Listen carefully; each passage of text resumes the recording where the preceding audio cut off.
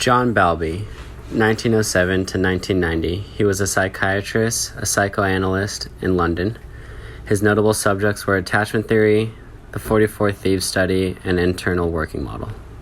Here is an overview of Bowlby's theory. First, a child is born with an innate need to attach to one primary caregiver for survival. Secondly, care must be constant until age 2, otherwise disruptions in cognitive and psychosocial development may occur.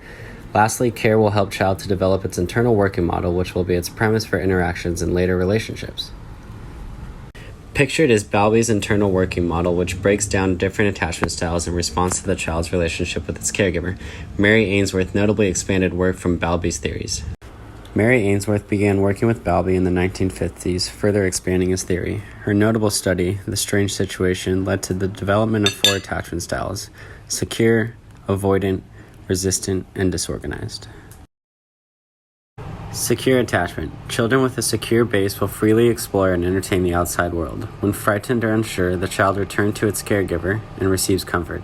When the caregiver leaves, the child becomes upset but remains confident of return and feels provided for.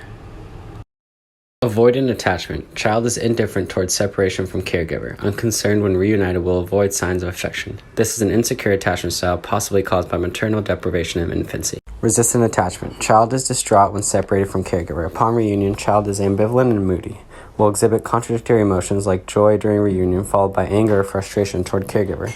With this insecure attachment style, the child will experience more emotional roller coasters than that of a secure attachment style. Disorganized attachment. Child experiences conflicting emotions like comfort and anxiety with caregiver. This occurs from inconsistent parenting and is often a result of abuse or neglect.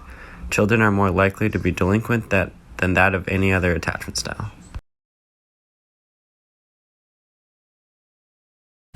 Bowlby himself was raised by nannies and shipped away to boarding school at age 7. His research alludes to issues with institutionalizing children at any age. This led him to dive into his 44 Thieves study of delinquents. Separating children from parents or base, even for education, creates emotional issues that can be detrimental later in life. Encouraging cognitive and social growth in classrooms.